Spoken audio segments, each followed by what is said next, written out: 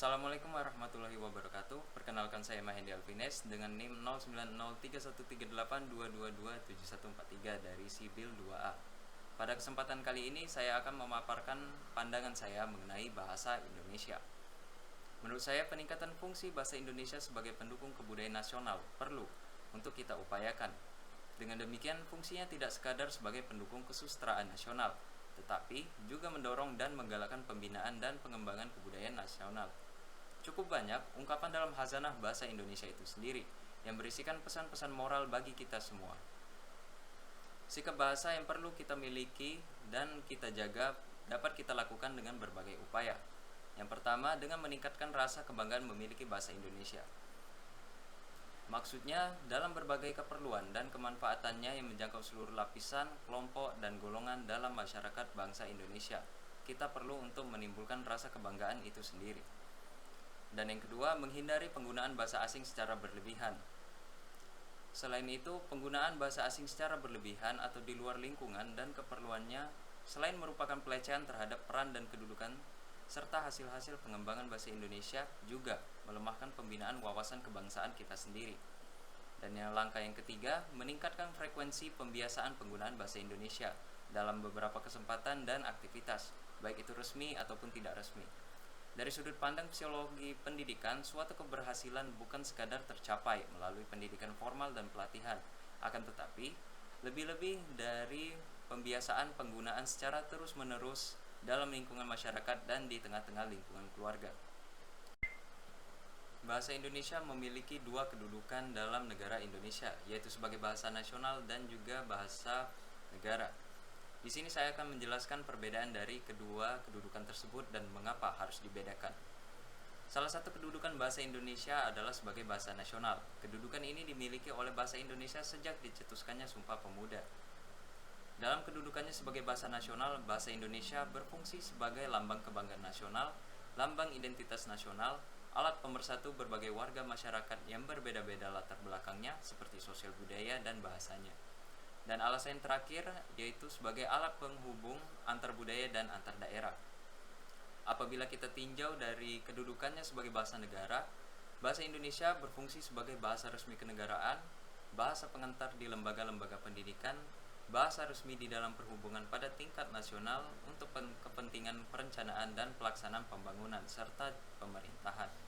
Dan alasan terakhir, bahasa resmi di dalam pengembangan kebudayaan dan pemanfaatan ilmu pengetahuan dan teknologi. Pada akhir-akhir ini kita sering menemui dan mendapatkan bahwa bahasa Indonesia sebagai bahasa nasional maupun bahasa negara tidak mendapatkan eksistensi yang sebagaimana mestinya pada beberapa lini dan sektor. Apabila kita berkaca pada lowongan pekerjaan yang mengharuskan para pendaftarnya memiliki kualifikasi pandai berbahasa Indonesia, sangat jarang sekali. Padahal kita hidup di Indonesia, tapi seolah-olah urgensi pandai berbahasa asing lebih penting daripada lancar berbahasa Indonesia. Salah satu contoh kasus bahasa Indonesia yang dikesampingkan yaitu wajib melampirkan TOEFL kemampuan bahasa Inggris dalam lampiran sidang jurusan jurnalistik di salah satu universitas ternama. Logikanya, apabila jurnalis diharapkan mampu bekerja di skala nasional yang berbahasa Indonesia, tentunya tuntutan bahasa Indonesia menjadi prioritas yang lebih penting ketimbang bahasa asing itu sendiri. Sebagai syarat masuk kerja di ranah jurnalistik, misalnya apalagi ranah kerjanya di media massa, skala nasional lebih sering mementingkan untuk melampirkan TOEFL. Dan mengapa tidak melampirkan uji kemahiran berbahasa Indonesia seperti lembaga yang telah memfasilitasi UKBI itu sendiri.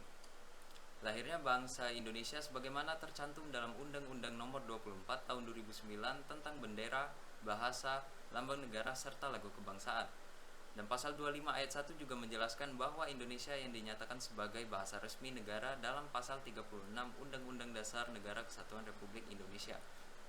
Bersumber dari bahasa yang diikrarkan dalam Sumpah Pemuda pada tanggal 28 Oktober 1928 sebagai bahasa persatuan yang dikembangkan sesuai dengan dinamika peradaban bangsa. Di ranah pekerjaan manapun, pendidikan kita sering menemukan kasus-kasus seperti ini, seolah-olah bahasa asing menjadi sesuatu yang paling penting dan melupakan bahasa kesatuan kita. Bahasa Indonesia sendiri sebagai bahasa pemersatu bangsa. Sangat miris memang ketika bahasa Indonesia menjadi anak tiri di negara sendiri. Betapa keberadaan bahasa asing lebih eksis di tanah air.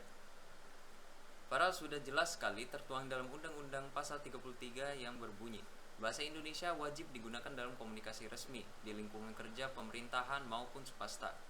Pegawai di lingkungan kerja lembaga pemerintah dan swasta wajib untuk mengikuti atau mengikut sertakan dalam pembelajaran untuk meraih kemampuan berbahasa Indonesia. Alih-alih teknologi komunikasi sudah semakin maju dan tidak dapat dipungkiri bahwa keberadaan bahasa asing juga sangat penting. Tapi, alangkah lebih baiknya apabila bahasa Indonesia bisa menjadi bahasa emasnya di negara sendiri. Menurut saya, DPR maupun lembaga-lembaga instansi pemerintahan lain dapat merevisi mengenai undang-undang bahasa ini, agar masyarakat bisa menggunakan bahasa Indonesia dengan baik dan benar sesuai kaidah.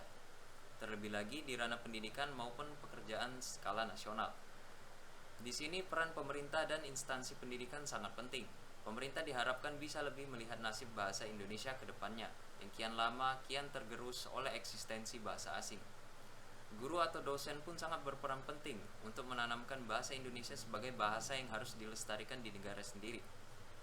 Dengan potensi yang kita miliki, sebagai warga negara yang menjunjung tinggi Bhinneka Tunggal Ika dan bahasa pemersatu, sudah seharusnya dari warganya sendiri bisa memberikan pelajaran bahwa bahasa Indonesia itu penting dan harus dilestarikan. Bukan berarti bahasa Indonesia dilestarikan ini akan punah, tetapi memberikan pelajaran bahasa Indonesia sesuai KBBI yang baik dari lingkungan keluarga ataupun instansi pendidikan. Bahasa Indonesia adalah bahasa resmi Negara Kesatuan Republik Indonesia. Apabila kita melihat dari sudut pandang linguistik, bahasa Indonesia adalah sebuah variasi dari bahasa Melayu. Bahasa Indonesia sampai saat ini sudah diajarkan pada 45 negara lebih. Di antaranya ada Australia, Jepang, Vietnam, dan negara-negara besar lainnya. Di Australia sendiri sudah ada sekitar 500 sekolah yang mengajarkan bahasa Indonesia. Menurut saya ini adalah salah satu upaya atau instrumen yang dapat kita pakai untuk menunjukkan eksistensi bahasa kita sendiri. Bahasa Indonesia adalah jiwa bangsa. Kita sebagai warga negara Indonesia harus terus mengimplementasikan bahasa Indonesia dalam kehidupan sehari-hari.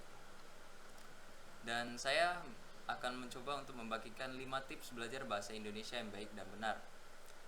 Yang pertama, kita perlu memahami struktur dan tata bahasa, dan kita juga perlu membiasakan diri kita untuk menggunakan bahasa baku. Kita juga perlu untuk memahami istilah-istilah dalam bahasa Indonesia yang kedengarannya cukup asing atau jarang sekali untuk kita dengar. Kita juga perlu untuk mengikuti perkembangan bahasa Indonesia yang dinamis. Dan yang terakhir, memperkaya referensi bacaan seperti buku, jurnal, dan artikel-artikel bahasa Indonesia lainnya. Demikianlah pandangan saya mengenai bahasa Indonesia dan juga analisis kasus-kasus pada kedudukan bahasa Indonesia sebagai bahasa nasional dan bahasa negara.